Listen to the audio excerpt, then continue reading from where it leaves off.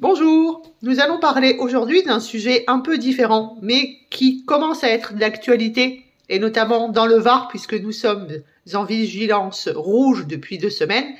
Nous allons parler des allergies.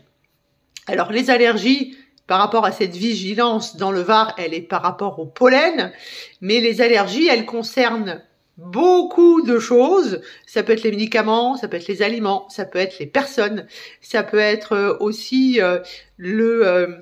entre guillemets fameux œdème de Coinck dont vous avez déjà entendu parler. Mais ça peut être aussi de l'eczéma, de l'urticaire, tout ça ce sont des formes d'allergie. Alors qu'est-ce que c'est qu'une allergie? Une allergie, c'est un fonctionnement du système immunitaire que l'on pourrait appeler anormal, c'est-à-dire qu'il va y avoir une réaction exagérée du système immunitaire sur le couple allergène-anticorps, que l'on peut appeler aussi antigène-anticorps. Les allergènes, alors en ce moment dans le Var, c'est les pollens, il y a plein de pollens, vont rentrer dans le corps une première fois. Sur cette première fois, le globule blanc, qui fait partie de notre système immunitaire inné, va réagir dans le sens où il va créer des immunoglobulines E, des anticorps. Ces anticorps-là vont être mis en réserve dans une cellule blanche, de nouveau, qu'on appelle un mastocyte. Et puis, on est en contact et il ne se passe rien. J'ai un allergène, qu'on peut appeler aussi antigène, une protéine qui rentre dans mon corps. Mon globule blanc va déclencher des immunoglobulines E, qu'on appelle aussi des anticorps, qui vont être spécifiques à cet allergène, à cette protéine, à cet ensemble d'acides aminés, puisqu'une protéine c'est un ensemble d'acides aminés, et va être mis en réserve dans des cellules blanches qui se baladent partout dans le corps, qu'on appelle des mastocytes. Lors de notre deuxième contact avec cet allergène, cette protéine, cet antigène, tout ça c'est le même mot, nous allons faire une réaction. C'est-à-dire que notre cher mastocyte, donc une cellule blanche, va rencontrer cet antigène et va libérer une substance que l'on appelle l'histamine. Cette histamine, elle peut être, entre guillemets, larguée partout dans le corps, puisque le mastocyte se trouve partout dans le corps. C'est un globule blanc circulant. Vous allez donc avoir des réactions histaminiques partout dans le corps. Ce qui fait que vous pourriez très bien faire de l'eczéma, si l'allergène est au niveau de la peau. Vous pourriez très bien faire de l'asthme, si l'allergène est au niveau des poumons. Vous pouvez faire une rhinite, si l'allergène est au niveau du nez, etc., etc. Le souci, c'est que l'histamine, c'est une cytokine, c'est-à-dire un moyen de communication du système immunitaire, qui va déclencher ce que l'on appelle le quadrilatère de Sells, c'est-à-dire de l'inflammation. À partir du moment où vous êtes en contact avec un allergène, vous allez avoir des immunoglobulines E, qu'on appelle aussi des anticorps, qui vont être sécrétés et de l'histamine. Et tout ça, ça fait que ça gratte, ça pleure, c'est inflammé, ça peut être douloureux, ça peut être rouge, et ça peut se passer à l'extérieur comme à l'intérieur. Lorsque on a très peu d'allergènes dans notre vie, on va faire des petites réactions. Aujourd'hui, nous avons de plus en plus de gens, et notamment de plus en plus d'enfants, qui ont des réactions à type allergique parce qu'ils sont en contact avec de très nombreux allergènes. On pense à la pollution, on pense aux métaux lourds, on pense évidemment aux perturbateurs endocriniens. Tout ça va être considéré comme une substance étrangère et le corps va sécréter des anticorps qu'on appelle aussi immunoglobulines. Et dans le cadre de l'allergie, on est plutôt sur des immunoglobulines de type E. Maintenant, si la substance allergène peut rentrer dans votre corps, c'est que votre système immunitaire inné n'est plus efficace. Normalement, au niveau de toutes les portes d'entrée de votre corps, vous avez des petits soldats, qu'on appelle l'immunité innée, qui est là pour empêcher que ça rentre dans le corps. Lorsque cette immunité innée est débordée, parce qu'il y a justement de plus en plus d'allergènes, c'est l'immunité adaptative qui va prendre le relais. Et je vous parle là des lymphocytes. Lorsque vous êtes en équilibre sur votre système immunitaire, tous les lymphocytes T, comme Tata, comme Thérèse, sont équilibrés. Les TH1, les TH2, les TH17, les Treg, ce sont ceux qu'on connaît le plus. Eh bien, lorsque vous êtes allergique, parce qu'il y a beaucoup d'allergènes, parce que l'on va avoir beaucoup travaillé avec notre système immunitaire inné, l'immunité adaptative va prendre le relais. C'est l'immunité qui a de la mémoire, et à chaque fois que vous allez être en contact avec un allergène, c'est-à-dire du coup dans notre société souvent, vous allez avoir une réaction et vous allez, entre guillemets, avoir des lymphocytes T2 qui vont sécréter des interleukines qui vont faire que vous allez être en inflammation en permanence.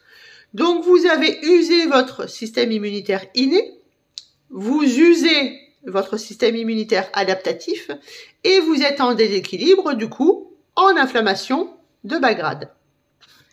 L'allergie, en fonction de son degré, on pourrait se rappeler de notre ministre Monsieur Chevènement qui, lors d'une intervention chirurgicale, a fait une grosse allergie à une curare.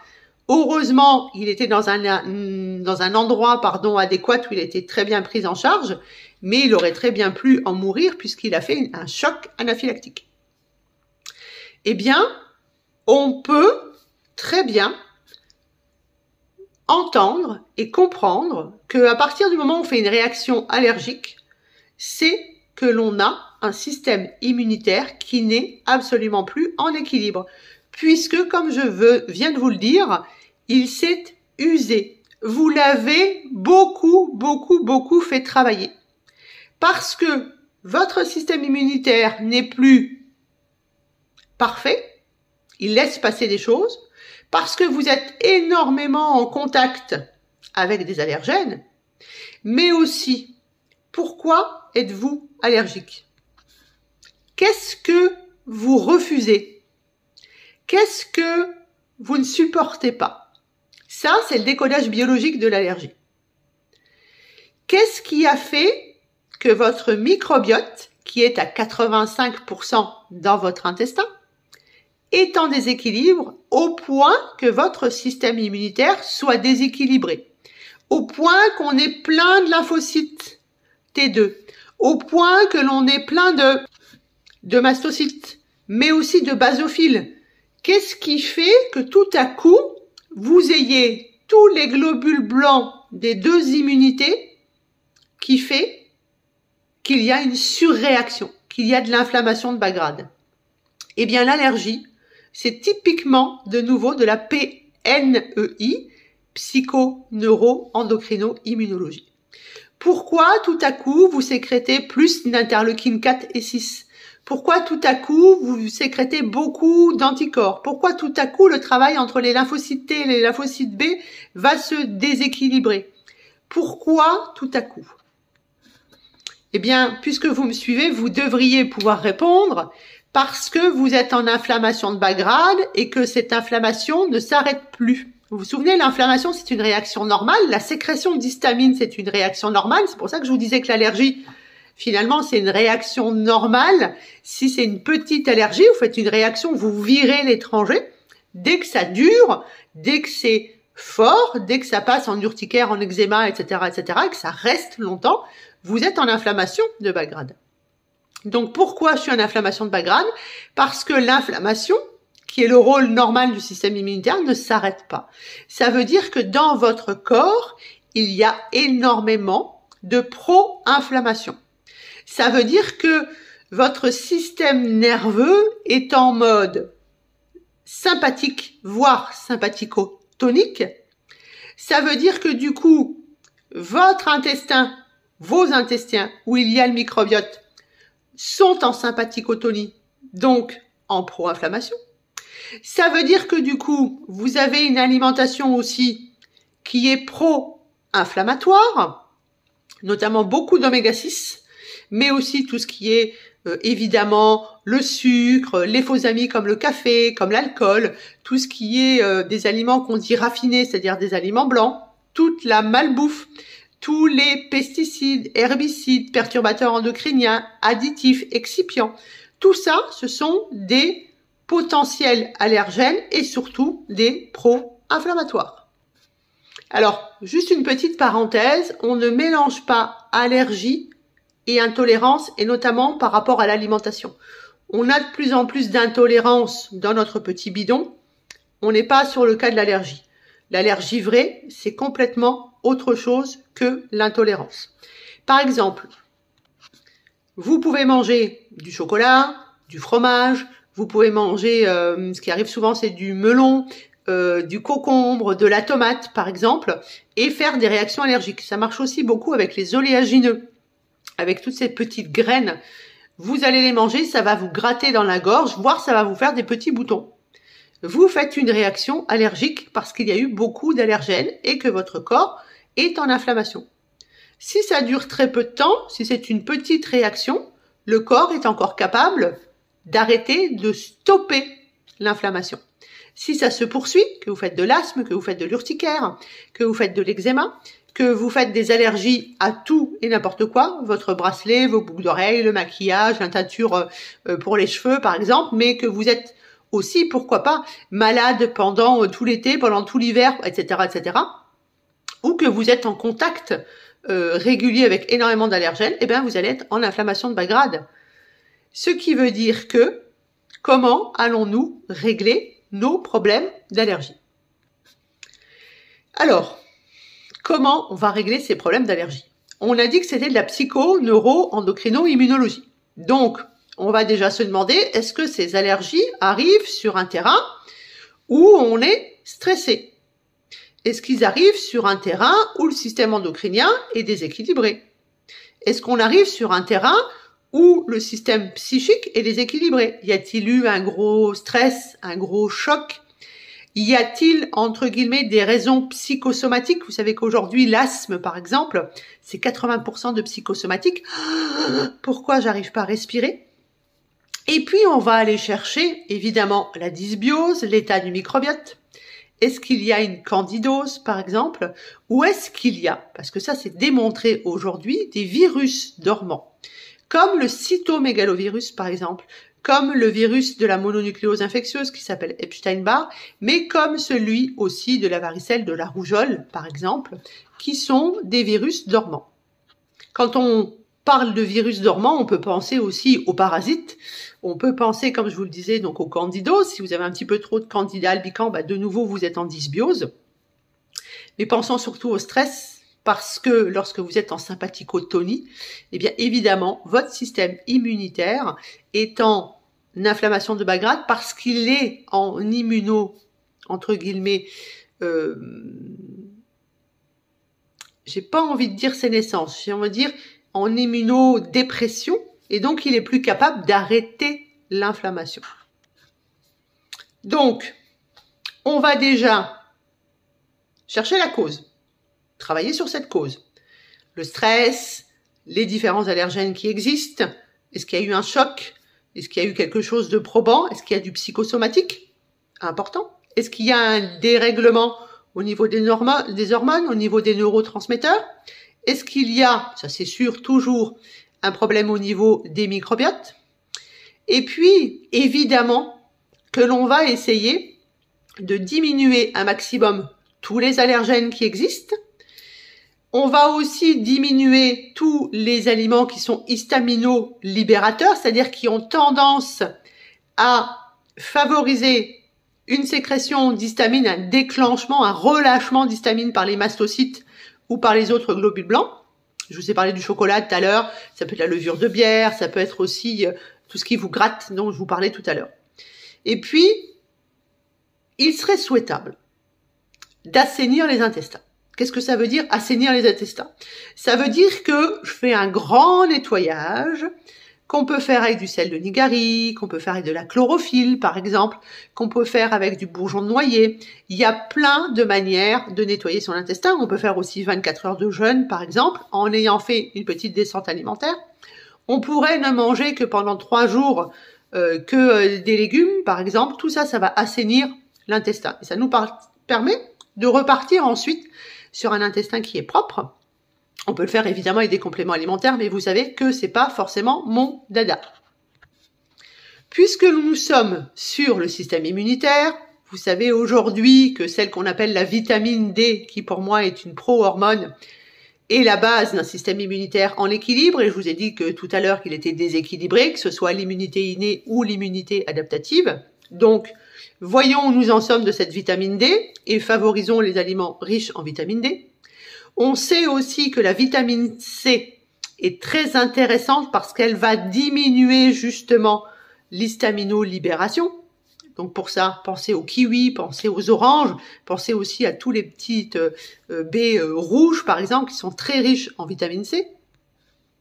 Et puis, comme on est sur de la pro-inflammation, on va penser à tout ce qui est anti-inflammatoire naturel. Les premiers, c'est les fameux oméga 3 que vous connaissez par cœur maintenant que je radote à fond, mais pour moi, c'est la base de plein de choses, ces oméga 3. Et on ira plutôt sur de la DHA plutôt que de l'EPA.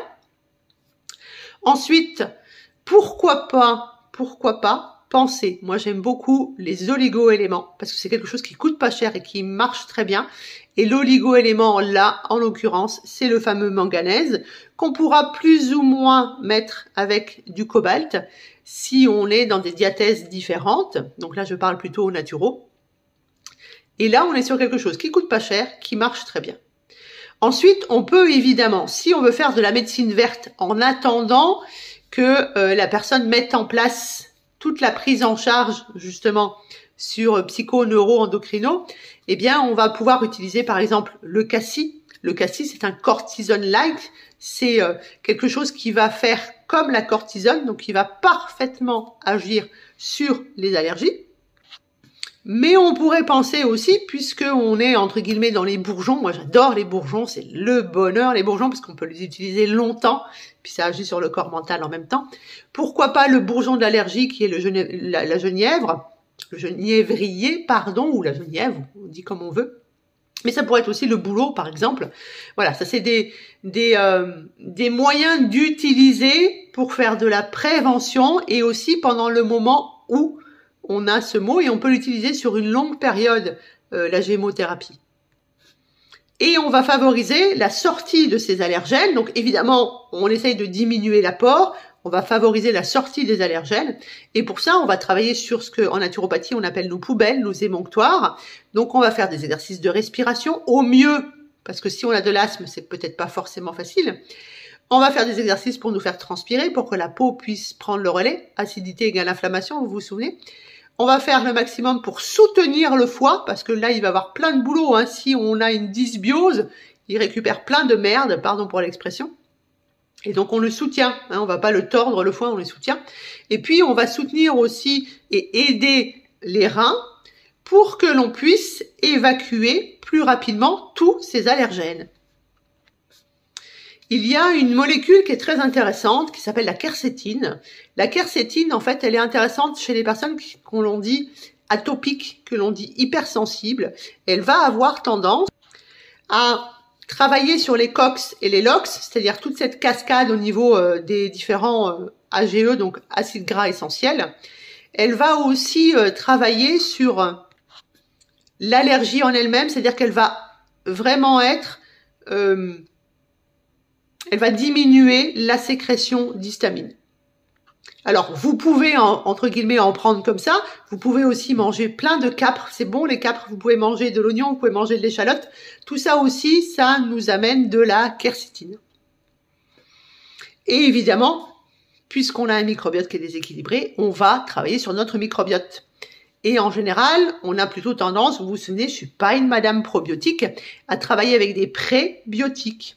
Maintenant, si on a une personne qui a commencé en faisant de l'eczéma, par exemple, que sur cet eczéma, évidemment, on a mis des pommades à base de cortisol parce qu'on voulait pas garder de cortisone, pardon, on voulait pas garder cet eczéma, c'est pas beau, voire peut-être c'est sointant, etc., etc. Eh bien, on n'a pas enlevé la cause, donc quelques années plus tard, on va faire des problèmes asthmatiques. Donc là, on est sur une cause de cause. Donc peut-être qu'on passera par les probiotiques. On aura bien nettoyé l'intestin, ce qui fait qu'il n'y aura plus de cochonneries qui vont remonter aux poumons, puisque n'oubliez pas que l'intestin, et ça se dit bien en médecine chinoise, prend le relais les poumons, prennent le relais du gros intestin. Donc, on nettoie bien le tube digestif et derrière, on pourrait très bien prendre sur une courte période le temps de faire tous les changements autour, de gérer l'inflammation, de prendre des anti-inflammatoires, etc., etc., prendre sur une période des probiotiques. Donc, vous voyez l'allergie, si elle est courte, très faible, c'est presque une réaction normale du corps. C'est-à-dire qu'il y a un corps étranger qui est rentré dans votre corps et le corps va fabriquer des anticorps pour le sortir. Jusque-là, c'est normal. Quand ça commence à durer, quand ça commence à revenir, quand ça commence à être, comme disait mon prof, chronique, puisque c'est ça le mot, c'est qu'on est en inflammation de bas grade et il va falloir mettre en place tout ce qu'il faut pour lutter contre cette inflammation de bas grade. Et souvenez-vous que